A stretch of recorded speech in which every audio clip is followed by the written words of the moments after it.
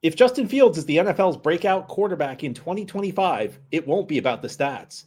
Locked On Jets begins now.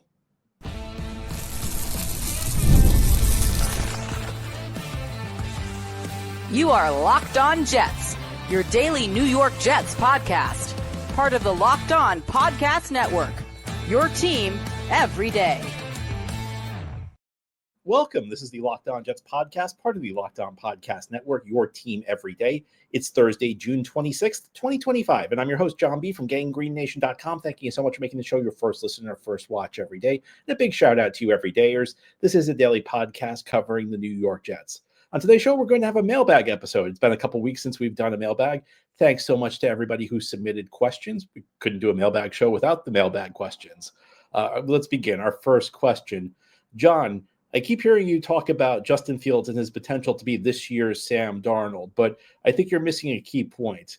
Darnold was around a great infrastructure in Minnesota. He had one of the best receivers in the league, lots of quality skill players around him, and one of the NFL's best offensive coaches. Fields isn't going to have the same level of talent around him or the same level of coaching. So is it unrealistic to expect Fields to be this year's Darnold? Well, it's a good question. And what I would say is I don't think the stats are going to be at the same level, even if Fields has success. When I say the Jets are hoping Justin Fields has a Sam Darnold in Minnesota type season, I mean, the hope is that his level of play improves. Sam Darnold last year had a tremendous statistical season. Darnold had a 100-plus passer rating in 13 of his 17 regular season games. He finished 10th in the MVP voting. I don't think that's going to happen this year with Justin Fields. In fact, it's not going to happen with Sam Darnold either. Darnold's going to a Seattle team with a far inferior infrastructure to what he had in Minnesota. I think it's fair to say Darnold's supporting cast in Minnesota last year will be much better than what Fields has in New York this year, because Darnold went to Minnesota where he had Justin Jefferson, who's one of the top 3 receivers in the league. He had Kevin O'Connell, who's one of the best play designing coaches in the league. And then there are other quality players. The Jets' number 2 receiver position right now is a huge question mark, whereas Vikings have a quality number 2 guy in Jordan Addison. For the Jets, what you have instead of a top 3 receiver, you have Garrett Wilson, who's probably like a top 15 to top 20 receiver. You don't really have a good number 2 receiver, and you have a new first-time offensive coordinator in Tanner Engstrand. Now, the glass is half full take might be that, Garrett Wilson does have potential to be better. It's entirely possible Garrett Wilson is actually better than his stats have suggested through his first 3 years, and he's been held back by how broken the Jets offense has been. And you could also say, Tanner Engstrand comes from a Detroit Lions team that was very prolific offensively. He was the passing game coordinator for that team. He's a young coach with a lot of potential. It's very possible that he could be a high-end offensive coordinator. But there's a difference between saying something's possible and you're expecting it. Garrett Wilson very well could emerge this year as like a top 5 receiver. That doesn't mean I'm expecting it. Tanner Engstrand could emerge as an offensive mind as good as Kevin O'Connell. I'm not expecting it, though. And the thing is, Garrett Wilson can be very successful. It's not a knock on Garrett Wilson to say he's a top 15 to top 20 receiver. There is so much receiving talent in the NFL that makes him a legitimate go-to guy on an offense that could be good. Tanner Engstrand is a young coach who has the ability to be a very good coach, but that doesn't mean Garrett Wilson's going to be Justin Jefferson. It doesn't mean Tanner Engstrand's going to be Kevin O'Connell. So it's not about the numbers for Justin Fields, or at least it's not all about the numbers. Fields is not going to approach the statistical season that Sam Darnold had last year. But as we know, football is not an individual sport. And sometimes I think we get drawn into thinking that the quarterback is the only thing that matters on offense. Sam Darnold's statistical success last year was partially about Sam Darnold, and it was partially about the infrastructure that was around him. Sam Darnold did show improvement last year with Minnesota over the quarterback he was in Carolina and with the Jets. And I think for Justin Fields, the comparison is not going to be Sam Darnold's statistical 2024 season. It's going to be, is Justin Fields a better quarterback than he was in Chicago, and even to a lesser extent, Pittsburgh? And we'll be able to judge him based on, how he handles the pocket. Does he have better pocket presence? Does he get through his reads better? And part of this is on the Jets. Whenever you're trying to get something out of a young quarterback, people tend to think it's either all about the coaching or it's all about the individual quarterback. If the quarterback succeeds, some people will give the offensive coordinator all the credit. Other people will say it was all about the quarterback. And in reality, it's part from column A and part from column B. Fields himself needs to improve. The Jets also need to put Fields in a good spot. And that means, developing a handful of passing concepts he's comfortable with to be your staple plays. And it also means taking advantage of Fields' ability as a runner. The Jets should design plenty in the run game. I mean, the Jets should have one of the most diverse sets of offensive run plays in the league this year because Fields adds so much with his ability to rush the football. Fields isn't just the kind of guy like a lot of quarterbacks are mobile enough that you kind of you design a quarterback run just to keep the defense honest, just to keep in the back of the defensive mind that the quarterback could run the ball, if he could pull it back for 5 or 6 yards if he tucks and runs on a fake handoff. Whereas Justin Fields is the kind of guy that can break a 30-yard run on any given play. And not only that, he's big. He's not a small guy who can avoid contact. Justin Fields is big enough that he can actually absorb some contact. Now, as your starting quarterback, I don't know that you're going to design a ton of power runs for him.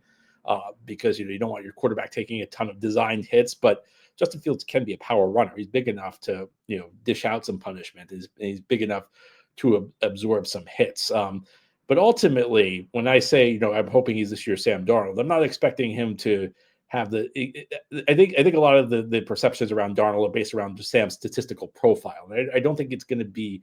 I don't think Fields is going to approach Sam Darnold's statistics from 2024. And it's not really all about statistic. I guess to a degree it is. I mean, if Fields is, under a 63% passing completion percentage, or if he's under 7.1, 7.2 yards per attempt, that would not be a great thing. But it's not about I'm not expecting Justin Fields to take the Jets' offensive infrastructure, which doesn't have a good number 2 receiver. And, as much as we do have hopes for Tanner Angstrand, there could be some growing pains with him. He's not going to take that and turn himself into a top 10 MVP candidate. The question for Justin Fields is, can he play effectively enough to help the Jets win games? And just as significantly as, if not more, can Justin Fields play consistently enough to perhaps be here for multiple years? I don't think at the end of the day, the goal for Justin Fields is for him to be the starting quarterback for the Jets for the next 10 years. I don't think it's realistic to expect Justin Fields to be the long-term savior at quarterback. But what Justin Fields can be is a stabilizer. Justin Fields, if he plays effectively enough, buys the Jets time to find their franchise quarterback. And as much as I view him as potentially the Jets' Sam Darnold, or as much as I'm hoping he'll be the Jets' Sam Darnold this year, not the Jets Sam Darnold, but the Sam Darnold of Minnesota, the guy, not the Sam Darnold that struggled early in his career with the Jets, but the Sam Darnold who kind of blossomed a few years into his career in Minnesota.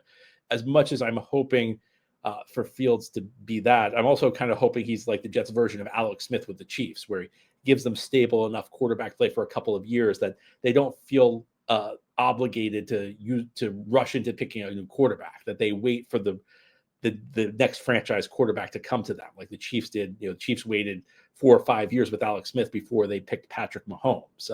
That's kind of what I'm hoping. I'm hoping for Fields to be the bridge to the next great Jets franchise quarterback, and that requires him playing well enough. Now, here on the Locked On Jets podcast, we'll turn our attention to training camp, which is just a couple of weeks away. What's the most intriguing position battle? It's different from the most important position battle. And I'll explain what that means as we continue here on this Thursday mailbag edition of Locked On Jets. Today's episode of Locked On Jets is brought to you by Monarch Money. Ever wish managing your money felt easier? With Monarch Money, it can. Whether you're growing your savings or planning a big purchase, Monarch puts you in the driver's seat. It's like having your own personal CFO, giving you full visibility and control over your finances.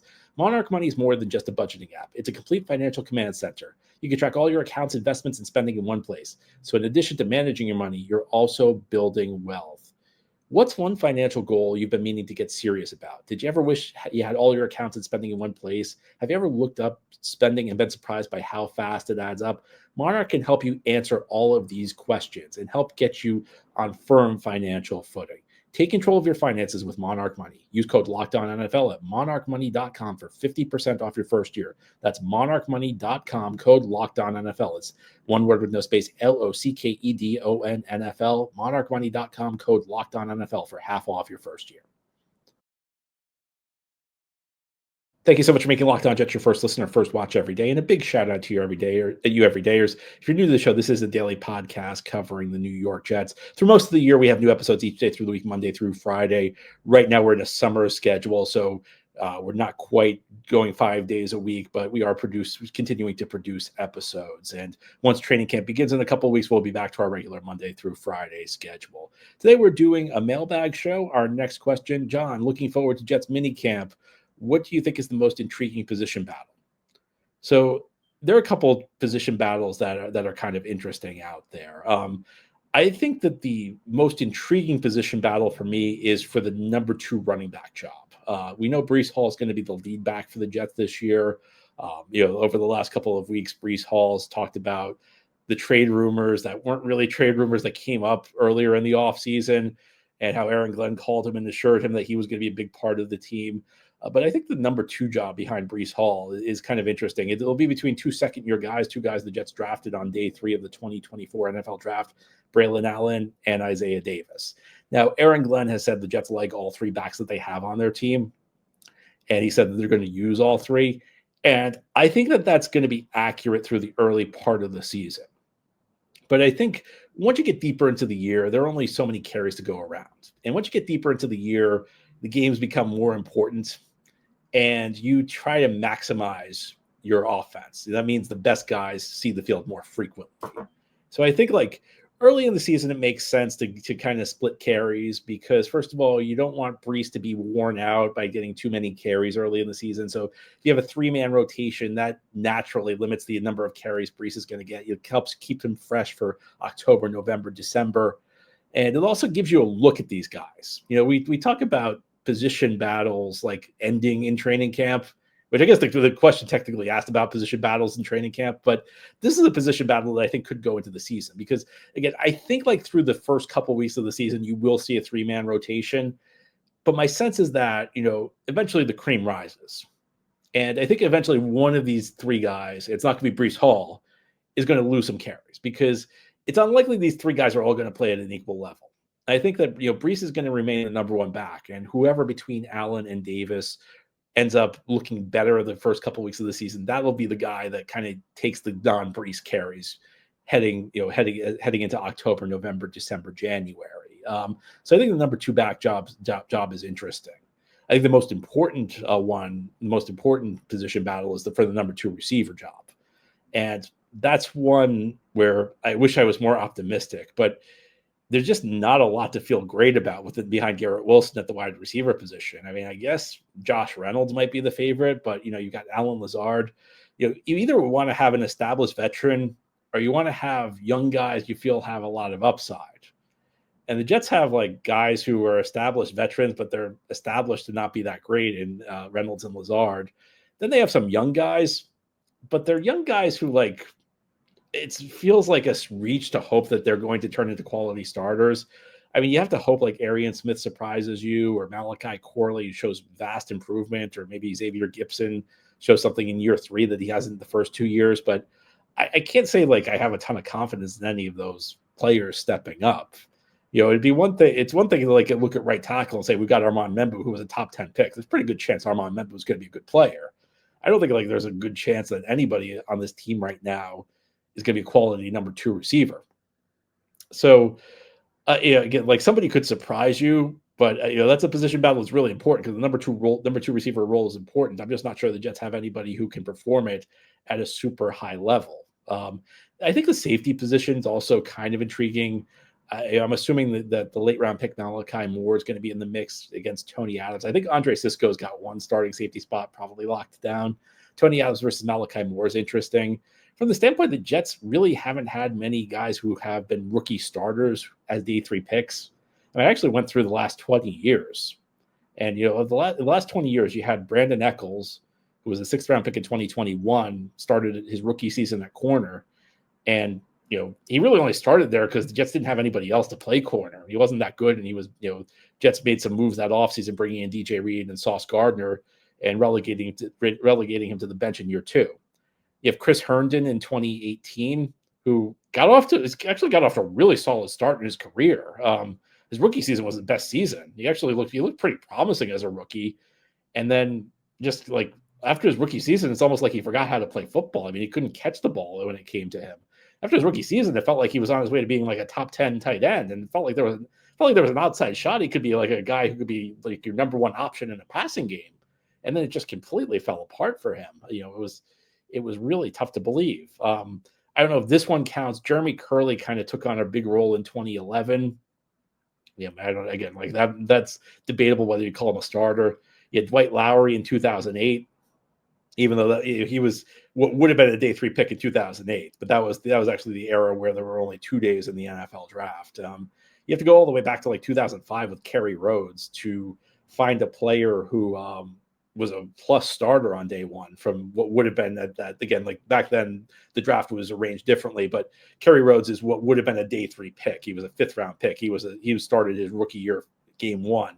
That was like the last time the Jets had a good starter from a good long-term starter as a rookie from day 3 of the NFL draft. So been a long time since the Jets have had some day 3 picks who have developed into good starters after a couple of years. After a year or two, Michael Carter II, Jamie Sherwood on the current team, but Jets haven't had many guys who were day 1 starters who immediately from the third and final day of the NFL draft, rounds 4 through 7. So Malachi Moore potentially could earn a spot, and I guess that would be somewhat interesting. Next question. I know we drafted tight end Mason Taylor this year, but it feels like a reach to think that he'll hit the ground running as the first tight end. Most tight ends take a couple of years to acclimate to the NFL. Ruckert is not a good blocker or receiver, and he hasn't shown much yet. How about Stone Smart? Is there any help out there, or do we have to wait for the final cut downs for the room to get better?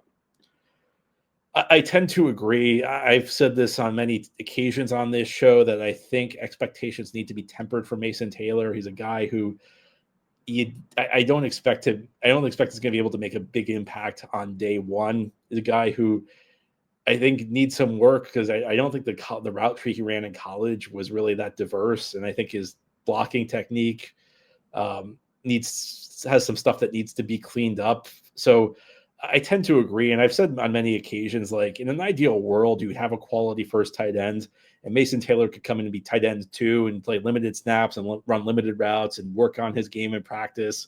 But that's not the way things are working with the Jets this year. And this Jets team is very focused on the future more than they are the present. So while Mason Taylor is probably not going to get off to a huge start, look, anything's possible. Sometimes a guy takes to coaching. Sometimes a guy just comes to an NFL team and the pro coaching is really good, and it just clicks immediately, and he makes massive improvements in training camp. And you can't rule that out, but it's also not something I would count on. I think, the good thing for Mason Taylor is he's going to get a lot of game reps early on because the Jets don't really have anybody else to run out there. So even though he may struggle, he'll get up to speed playing against NFL competition. He'll have an opportunity to, really, review his film every week. There's really no substitute for game action. So I think for the Jets, if you're looking at Mason Taylor this year, it's almost going to be an investment early in the season where he's probably going to struggle against NFL competition in the early going, but maybe those reps will benefit him, and maybe he'll develop quicker than he otherwise would have. Maybe by the end of the season, you'll start to see him emerge, and the next offseason, he works at OTAs, and then by year 2, you have a pretty good starter. I think that's the hope for Mason Taylor, but I don't think he's the type of guy you can expect is going to be a dominant player on day 1. The Brock Bowerses of the world, aren't that common. As the question mentioned, tight end's a difficult position to learn. You've got to learn the routes in line. You got to learn the routes in the slot. You got to learn the routes at wide receiver. You've got to learn how to block. You refine your blocking technique. There's a lot to pick up. That's why a lot of tight ends don't make a big impact on day 1. And I would not expect Mason Taylor to be a huge player for the Jets, at least early in the season this year. Could the Jets look to the waiver wire? I mean, the waiver wire is really more about depth players. Nobody's cutting starters. what could happen is like one team's fourth tight end who gets cut is better than the third tight end on the Jets roster right now. So Jeff may be able to find a better backup. Stone Smart, I think he's got a profile worth taking a chance on, but that Stone Smart's more of if it works out, that's great, but we're not really counting on it. So I just think tight end's going to be a position of weakness for the Jets through much of this year.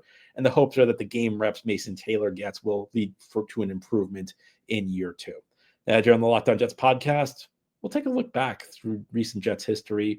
We'll talk about underrated Jets players. I have a couple that come to mind. I'll tell you who they are as we continue here on this Thursday edition of Locked On Jets. Today's episode of Locked On Jets is brought to you by Rugiet Ready. Guys, you've probably heard of Viagra or Cialis. Maybe you've even tried them.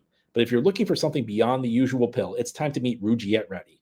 Rugiet Ready is the next-gen prescription treatment designed to amplify arousal in the brain and boost blood flow.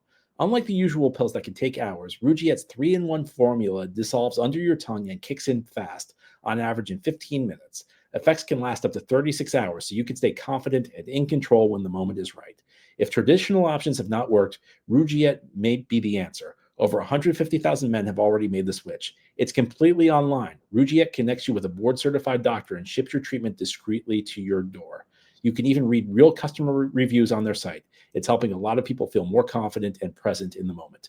Head to rugiet.com/LockedOnNFL and use code LockedOnNFL to get 15% off today. That's RUGIET.com/LockedOnNFL and use promo code LockedOnNFL, one word with no space, LOCKEDONNFL for 15% off. Individual results may vary with prescription treatment. Compounded drugs are permitted to be prescribed under federal law, but are not FDA approved and do not undergo FDA safety, effectiveness, or manufacturing review. Please visit the Rugiet website for full safety information. This is the Locked On Jets podcast. On this Thursday, we're doing a mailbag show. Our next question, John, last week I heard it when you went through the best Jets wins and worst Jets losses of the last 25 years. Who would you say are the most underrated Jets players of the last 25 years?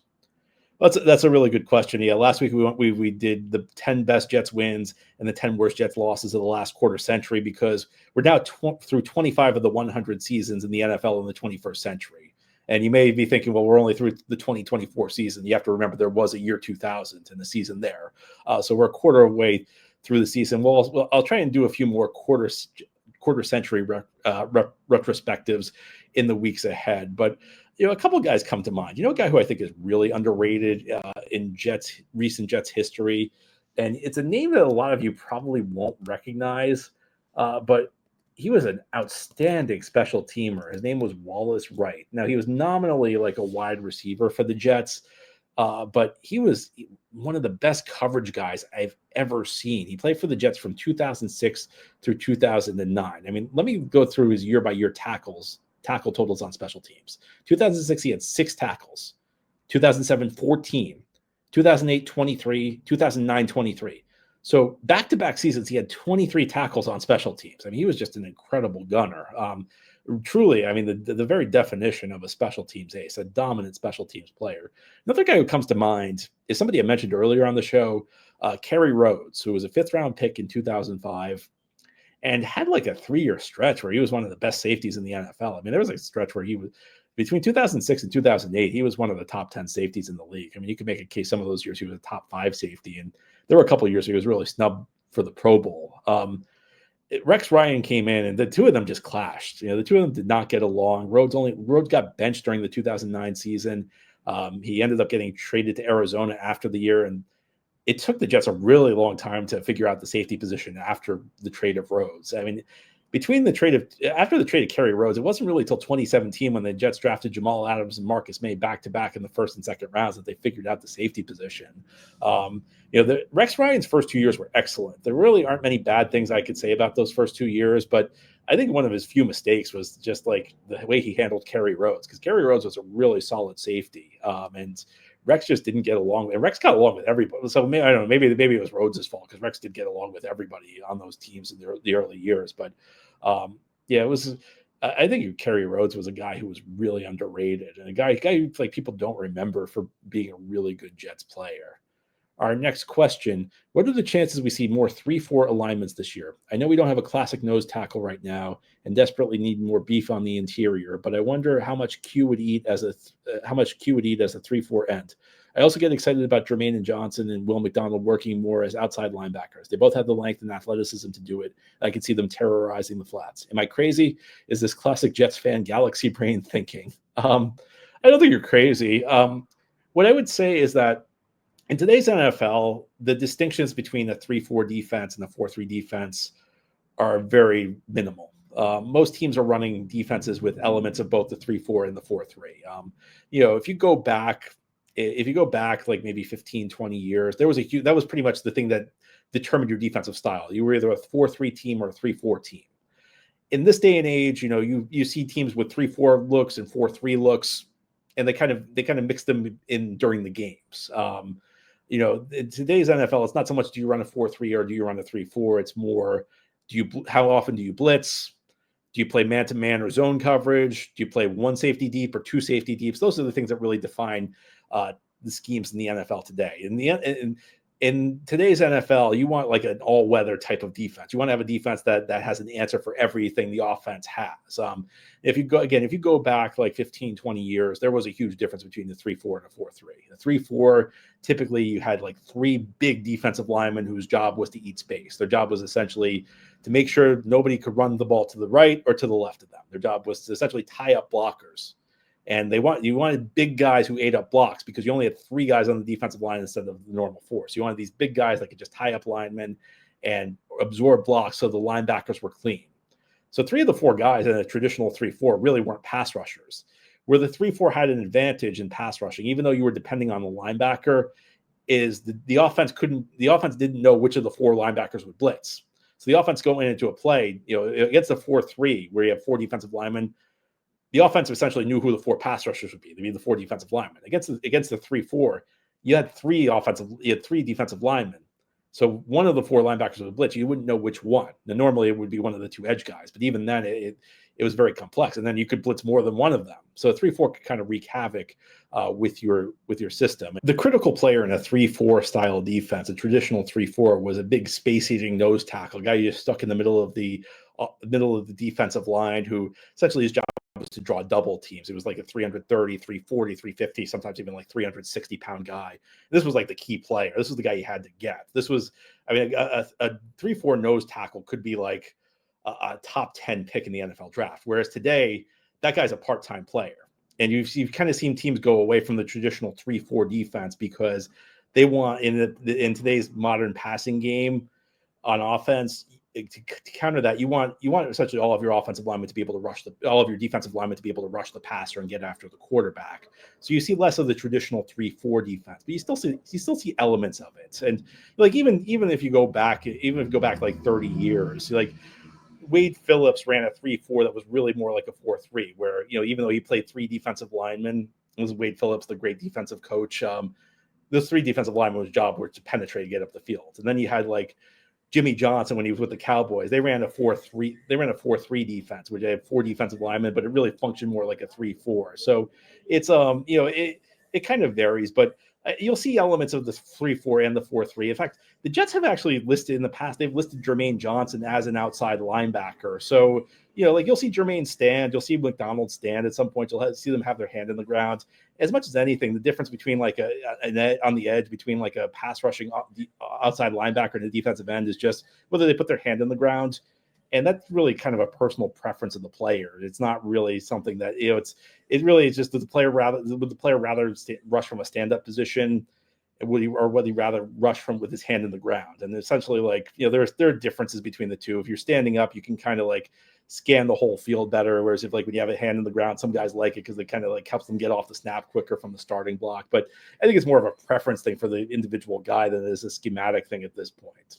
But it's an interesting question, and I think you'll see McDonald and Jermaine rush from a stand-up position fairly frequently. That's all for today's episode. This has been the Locked On Jets podcast, part of the Locked On Podcast Network. Your team every day is our motto. As always, if you enjoy the show, hit the subscribe button where you're watching or listening so that you'll never miss an episode. If you enjoy the show and are listening on a podcast source, give it a 5-star review. And if you're watching on YouTube and enjoy the show, give this episode a big thumbs up. It helps us out, helps other Jets fans find the podcast. Enjoy your Thursday, everybody. We'll be back next time to talk more Jets.